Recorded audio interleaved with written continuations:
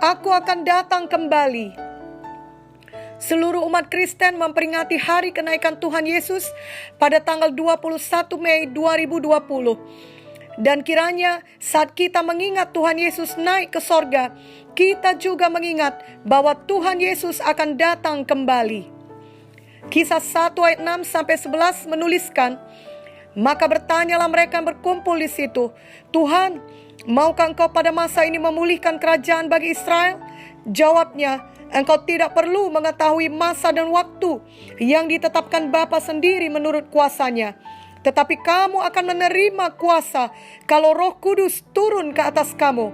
Dan kamu akan menjadi saksiku di Yerusalem dan di seluruh Judea dan Samaria dan sampai ke ujung bumi. Sesudah ia mengatakan demikian, terangkatlah ia disaksikan oleh mereka, dan awan menutupnya dari pandangan mereka. Ketika mereka sedang menatap ke langit waktu ia naik itu, tiba-tiba berdirilah dua orang berpakaian putih dekat mereka dan berkata kepada mereka, "Hai orang-orang Galilea, mengapakah kamu berdiri melihat ke langit? Yesus ini yang terangkat ke sorga meninggalkan kamu, akan datang kembali dengan cara yang sama seperti kamu melihat dia naik ke sorga." Jadi jelas firman dari kisah 1 ini, malaikat mengatakan bahwa Tuhan Yesus akan datang kembali. Dan Tuhan Yesus sendiri juga sudah mengatakan bahwa ia akan datang kembali. Dalam Yohanes 14 ayat 1-3 dituliskan, "Janganlah gelisah hatimu, percayalah kepada Allah, percayalah juga kepadaku. Di rumah Bapa-Ku banyak tempat tinggal. Jika tidak demikian, tentu Aku mengatakannya kepadamu. Sebab Aku pergi ke situ untuk menyediakan tempat bagimu. Dan apabila Aku telah pergi ke situ dan telah menyediakan tempat bagimu, Aku akan datang kembali dan membawa kamu ke tempatku, supaya di tempat di mana Aku berada, kamu pun berada." Betapa luar biasa janji Tuhan ini. Kita memiliki tempat tinggal di kekekalan. Kita memiliki rumah di sorga, di Yerusalem baru. Itu sebabnya bagaimanapun keadaan kita di dunia ini, mari selalu ingat bahwa rumah kita yang sebenarnya ada di sorga.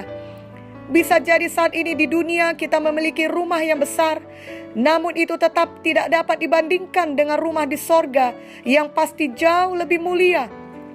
Atau kita justru belum punya rumah sendiri, masih kos atau masih menumpang. Janganlah sedih.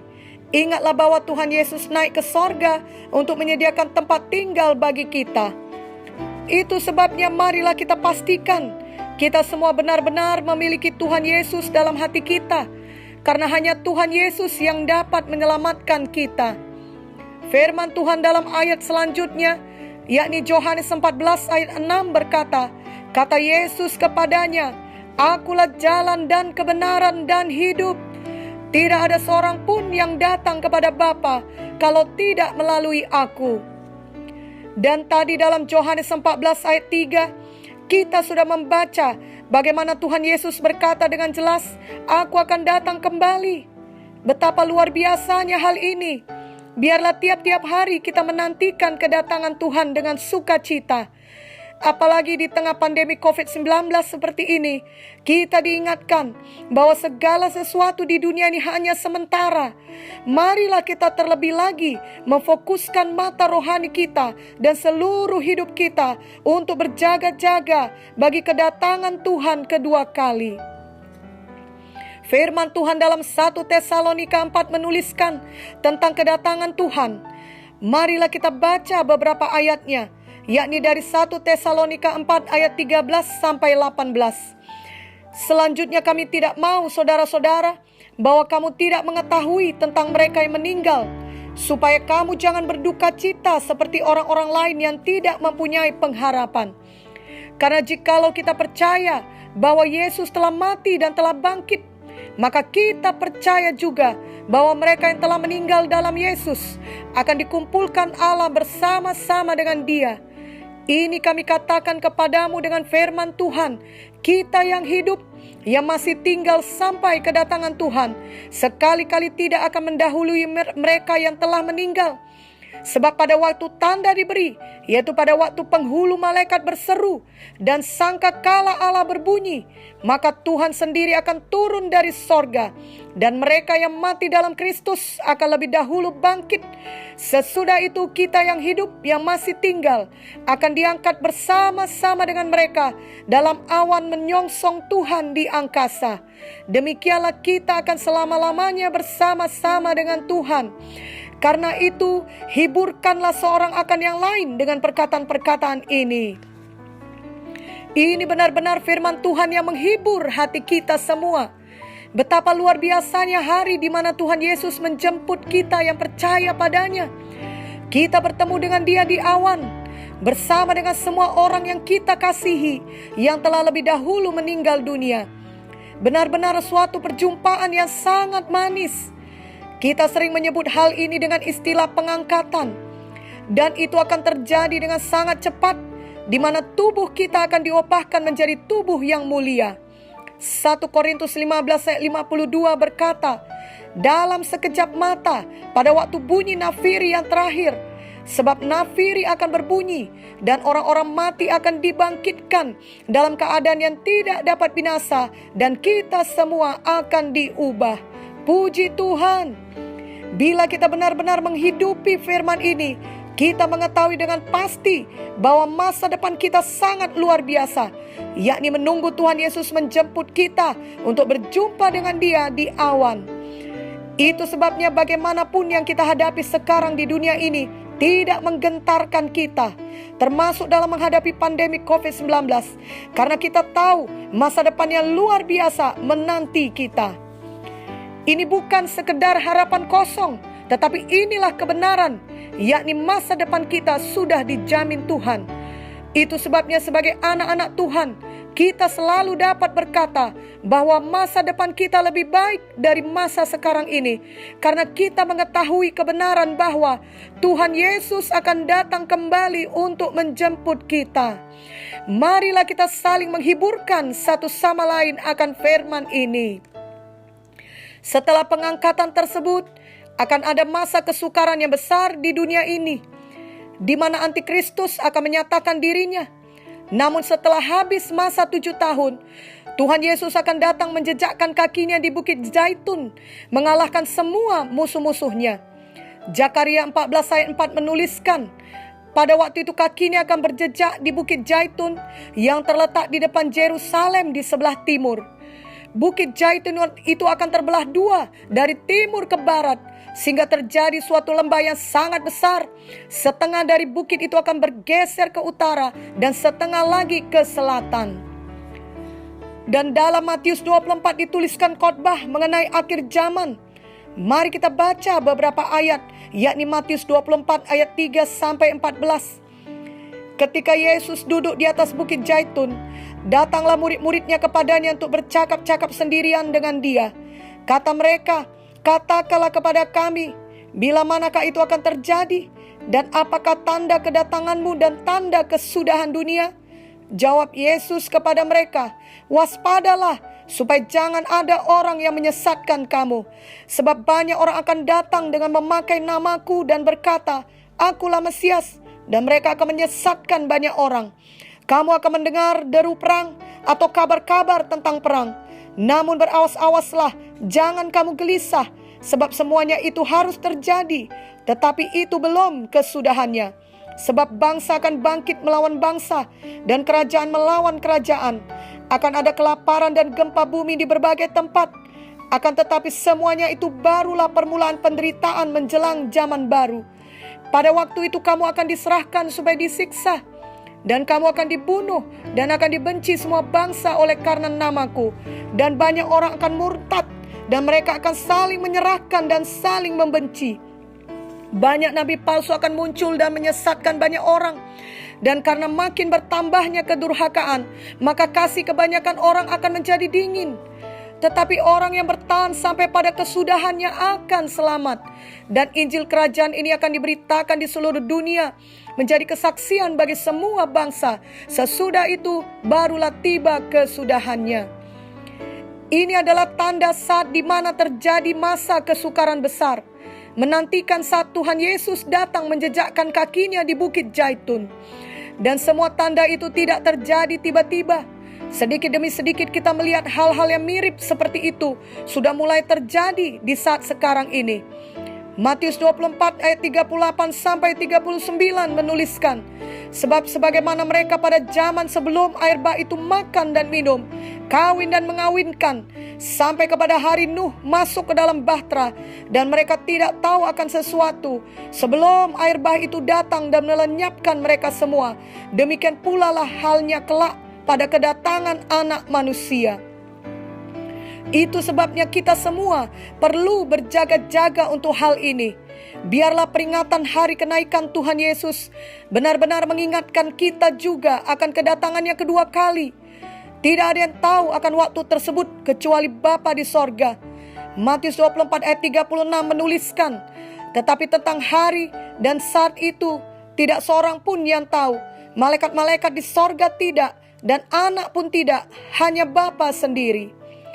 Marilah kita semua memilih untuk tidak menghabiskan waktu kita di dunia ini untuk mengejar ambisi dan keinginan pribadi kita saja, tapi biarlah kita segenap hati mengerjakan kehendak Tuhan dalam hidup kita. Janganlah kita membuang waktu kita untuk semua hal duniawi, apalagi untuk hidup dalam dosa dan segala macam kejahatan. Juga menyia-nyiakan talenta dan karunia yang sudah Tuhan berikan kepada kita, yang seharusnya kita pakai untuk melayaninya selama kita di dunia ini. Janganlah pula kita membuang waktu kita dalam ketakutan dan kekhawatiran, seakan-akan kita tidak memiliki Bapa di sorga yang memelihara hidup kita, seperti yang dilakukan oleh banyak orang, khususnya di saat pandemi COVID-19 ini. Sebaliknya, marilah kita sungguh-sungguh hidup kudus bagi Tuhan dan memakai talenta dan karunia kita untuk melayani Tuhan. Dan kita mengetahui bahwa seluruh hidup kita aman dalam pemeliharaan dan perlindungan Bapa Sorgawi yang mengasihi kita dan tidak pernah meninggalkan kita. Marilah kita menjadi terang bagi orang-orang di sekeliling kita. Biarlah kita semua memilih menjadi hamba Tuhan yang setia dan bijaksana, seperti yang tertulis dalam Matius 24 ayat 45 sampai 46. Siapakah hamba yang setia dan bijaksana yang diangkat oleh tuannya atas orang-orangnya untuk memberikan mereka makanan pada waktunya? Berbahagialah hamba yang didapati tuannya melakukan tugasnya itu ketika tuannya itu datang. Oh, kiranya Tuhan Yesus mendapati kita sebagai hamba-Nya yang setia ketika Ia datang menjemput kita. Dan perintah agung telah jelas Tuhan berikan sebagai pesan yang harus kita kerjakan sebagai hamba yang setia dalam menantikan kedatangan Tuhan kedua kali. Sebelum Tuhan Yesus naik ke sorga, itulah perintah yang dikatakan Tuhan Yesus. Markus 16 ayat 15 sampai 20 menuliskan, lalu Ia berkata kepada mereka, pergilah ke seluruh dunia, beritakanlah Injil kepada segala makhluk. Siapa yang percaya dan dibaptis akan diselamatkan, tetapi siapa yang tidak percaya akan dihukum. Tanda-tanda ini akan menyertai orang-orang yang percaya. Mereka akan mengusir setan-setan demi namaku. Mereka akan berbicara dalam bahasa-bahasa yang baru bagi mereka. Mereka akan memegang ular, dan sekalipun mereka minum racun maut, mereka tidak akan mendapat celaka. Mereka akan meletakkan tangannya atas orang sakit, dan orang itu akan sembuh. Sesudah Tuhan Yesus berbicara demikian kepada mereka, terangkatlah Ia ke sorga, lalu duduk di sebelah kanan Allah.